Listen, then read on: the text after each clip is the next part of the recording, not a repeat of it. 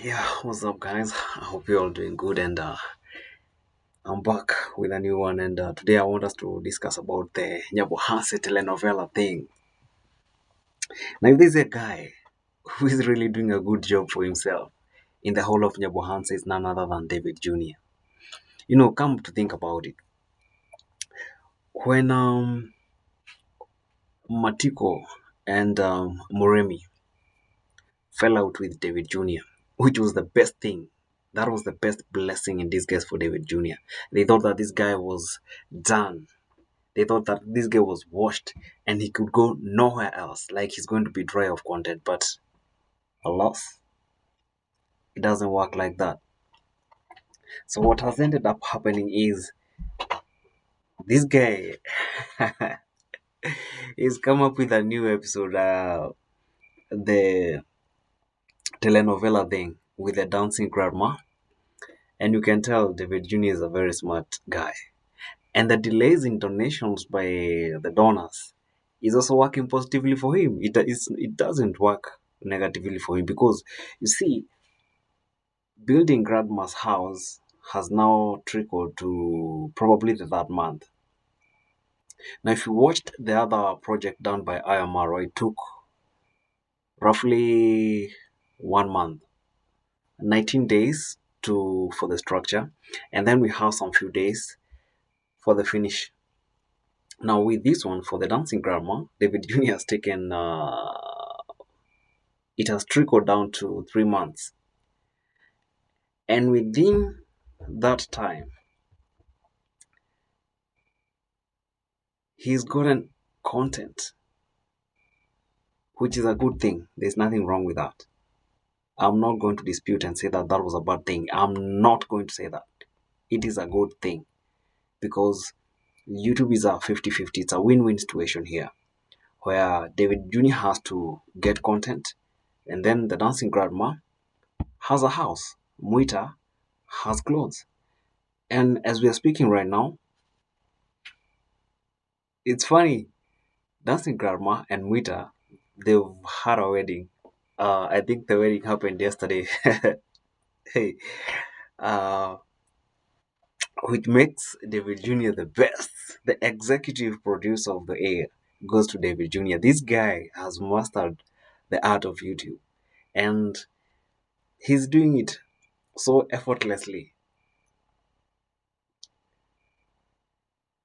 And one of the things I'm so happy about him is the fact that when I think when he was starting with the Matiko and what was that? Matiko, Moremi, not yeah, Matiko, Moremi.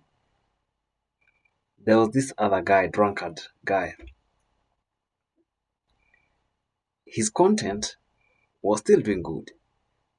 But now there was a problem because with these drunkards, the subscribers and the donors, they had an issue. But now, when Ayamara did for Mama Ants and then for Brian's grandma, Coco, it's clear that David Jr. got inspired. Perhaps, I don't know. But I believe he also got inspired. And when he was introduced to the dancing grandma, he started doing content from that point. And that content has given him ideas after ideas after ideas. Now you remember what is the name of his friend? There's this boy, Brian Vapor. Brian Vapor. So Brian Vapor was one of the main cast members. But again, David Jr. wanted to start doing content that is far away from rescuing somebody who is struggling with drug addiction and alcohol addiction because that's one of the biggest thing in that village. There's a lot of addicts in that village, and there's a possibility that David Jr. wanted to be in a situation where he no longer wants to do content with alcoholics because when you're doing content with alcoholics, subscribers and perhaps the donors they will not sit well with that. So what ended up happening is already David Jr. had identified a family member, the dancing grandma, who needed help. Now, the good thing with Dancing Grandma is that she was also in need to help. David Jr. is a YouTuber. YouTube is his office. So he has to look for content, whichever way he has to get it. So with Brian Vapor not in the picture, and I am glad that he did not start a YouTube channel for Brian Vapor. Instead, what he did is Matinde and John DeFreshy. That's a brother and a sister to Brian Vapor. So by helping Matinde and John DeFreshy with and establishing their own YouTube channels, that's enough help. That is indirectly helping Brian Vapor. And right now, as we're speaking, I believe Brian Vapor has gone for rehab. And I hope by the time he's going to come back, it's going to be good. Now, David Jr., the executive producer of the air, is left in the village with the dusty grandma. And this is a guy who's been releasing how many videos per day? Four. Imagine 4 videos per day. Wow, this is a smart guy. And you see, when the project they were doing started to slow down, David Jr. just came up with an idea of the telenovela thing, relationship and all that. And as we are speaking, we witnessed today a wedding which was attended by invite only and a few more villagers. It was not like it's a big occasion, but it was also a very big occasion, especially for someone like Muita, because Muita's life has been upgraded. And as much as subscribers, and if you go through the comment section, you can honestly see that there are people who have got issues, but Muita's life was upgraded, and that's all we would have hoped for. And we also hope that by the time that house is going to be finished, Muita's life is going to look way better. Uh, as much as we are having concerns about Dancing Grandma, because as much as she's full of positive energy and vibes, um, she's a hard one. That's a woman you can control in any way. And there's nothing wrong with being strong as a woman. It's admirable and it's desirable. But at the same time, Mwita, Mwita is just unlucky. Mwita looks like he was just desperate for marriage, but I hope things are going to work out. So far, I think if there's a content creator who has really, really, really mastered the art of creating content in that village, it's David Jr. Man, I don't even think Ayamarwa, when it comes to creating content, I don't think Ayamarwa can match David Jr. when it comes to production. David Jr. is fast and quick on production. But again, remember, this guy is single. He doesn't have a family. He doesn't have a wife, doesn't have a kid. I could be wrong. So all his time is dedicated in building himself. The guy is already building an apartment where initially they had built their home. And I believe David Jr. is another guy who is looking like in 10 years' time from now, he might not be so much into YouTube. By that time, he may have developed other streams of income, which will make him not to rely so much on YouTube because Nyabohanse village at the moment is extremely, extremely toxic. Extremely toxic. Because these young YouTubers, they are coming with a very weird mindset, thinking that you start YouTube today and tomorrow you are a millionaire. I mean, they look at Ayamara, they look at Dimango, and then they look at David Jr. and all the kind of achievements they've had so far. And something in their minds tells them that that's how it's going to be. that they're going to milk a lot of money from YouTube and make ends meet. Even their headmaster, Gintu. If Gintu's donors and sponsors were really serious with him, Gintu's house would be done. Gintu's house would be done. But look at the guys who are coming up. And by the way, I would also want us to look at a guy, these guys, these the likes of Mike Kizo, the likes of Daniel, and Ken Chronicles, the Three Musketeers, and Fadila TV. You realize that everybody who has been working with Ayamara, most of them, even if their channels are not growing like Fadila TV, you do realize like his channel doesn't have as many views as his counterpart like Mike Kizo.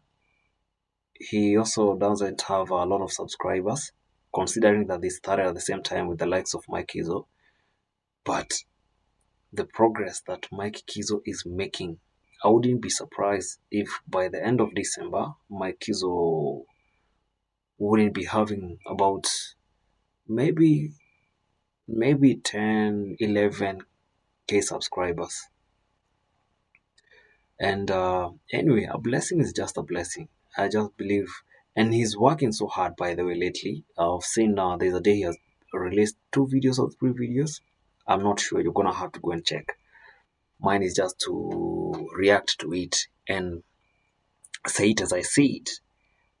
You know me, I have nothing to lose. With only 3 subscribers and 6 views maximum, I have nothing to lose. I'm gonna have to say it as I see it. But on a positive side, even if somebody like me were to go in that village, if I had a plan to go to that village, I would do it like Kinyasa. There's a guy called Kinyasa, and I was watching his videos. This guy pretended that he doesn't even understand. He's not eloquent, and he has poor pronunciation. So what he ended up doing, there's a time they were working at grandma's house, dancing grandma's house, and there were chaos as usual. And then he was fired from that house. So what he did is that he came onto YouTube and explained his story. Now the good thing about explaining his story is that some of the people bought into his story. Um, could be true, could be false. I have no idea, but I like the guy and how smart he is because he went there with a mission. He had already mastered the weaknesses and the strengths of Nyabohanse village. One of the good things about Nyabohanse village is that as a young YouTuber, you can just go there. If you're lucky, you get a shout out. And that shout out can take you to places like Mike Kizo. He had been there, I think like 4 years ago, and then things did not work out for him on YouTube, but he did not quit. So he went back there again. And you remember when they were making the Empress Road? So that's the time Mike Kizo was given another shout out by Ayamaro. And after that shout out, Goko's house became a project. And Goko's house has turned out to be a very big blessing for Daniel and Mike Kizo. So Mike Kizo has been receiving gifts. So far, Mike Kizo have received gifts worth more. If you were to count the earnings he's made from YouTube, plus the number of gifts he's gotten from the subscribers, that amounts to, I would honestly say it amounts to something more than 600K, more than half a million Kenyan shillings. That is $500,000. I would say 550, $5,500 in a very short amount of time. Now his YouTube channel is almost 10K subscribers, and he's a guy who might have a big future on YouTube,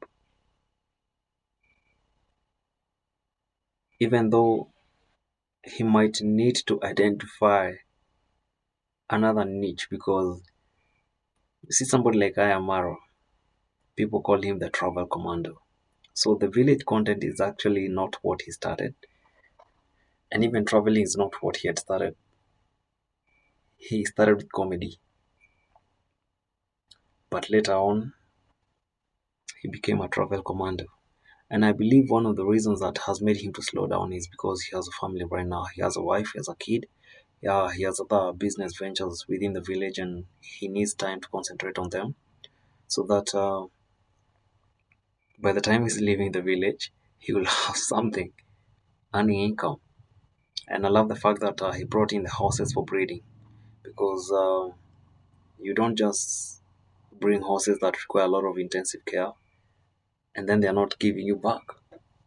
Anyway, that's not where I was. We were talking about David Jr., the executive producer of the year.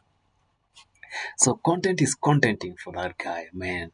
I would love to be him at such a time because every day he comes in with new content. And guess who the losers are?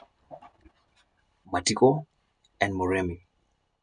Because I heard him say like once they are done with the grandma's project, they are going directly to do the project to build a house for the Brian Vapors, for the Brian Vapors. And there's going to be massive, massive content in that one. Like 2025 is about Dancing Grandma, and then once they're done with Dancing Grandma, they go on to Brown Vapors and they start a new project there. And could be that project might run for quite some time depending on how the donors are going to see it because he does not construct using his own money. It's impossible to be honest. You can't even construct with donors with your own pockets. You can't. It's basically impossible. You can't. You have to rely on donors and sponsors or well wishers or whoever, but not the government, for for you to construct such a house.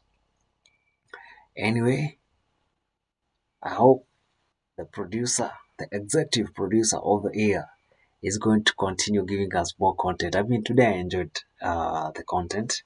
That was a very nice wedding. I don't know who's going to receive the dowry, the cows and everything, but blessings to them and blessings to that village. And I hope people are going to learn from the good things and the bad things of that village, of that village. But and one of the things I would not want to be in that village is being a Matiko and a Moremi. These guys are losing big. I wish they never parted ways with David Jr. And David Jr. is blessed, by the way. He saved two women who were facing domestic violence.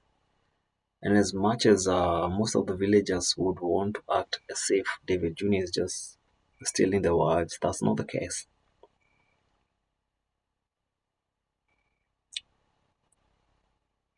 Maybe in some of African countries, men are used to and beating their wives. Actually, not maybe. It was a case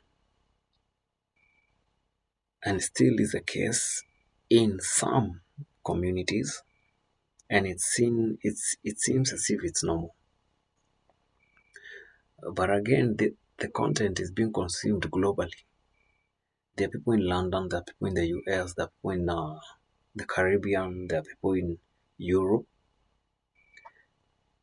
Their content is being watched all over, and then here you have guys who are abusing their wives, and Adona is sending money to David Jr. I'm glad that David Jr. cut ties with Moremi and the other loser because in the long run, it would have really, really affected his brand because what happens with YouTube is their channels are brands. And even in the Bible, reputation is everything. So if you have a negative reputation, then there's a possibility that you're going to lose donations. And donations are a life in Nyabohanse. If you do not have donors, if you do not have sponsors, then you're going to experience a slow, still good, There's going to be progress, not as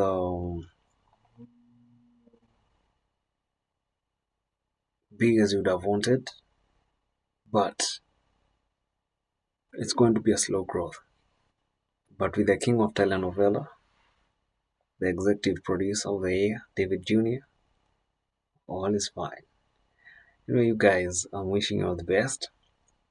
A little bit sleepy here, but I'm really wishing you all the best. Have a good day, have a good night, have a good afternoon, have a good morning, whichever, and from wherever you are.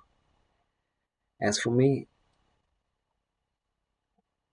you guys pray for me that I get more subscribers. That I know actually, it's not like more subscribers per se, but to identify a niche which can really help me to make as much content as I can because sometimes I really enjoy doing this talking. But for now, let's just chill. Otherwise, you guys, I'm wishing you a very nice moment and happy holidays. We're in December. See ya and subscribe by the way. Thanks.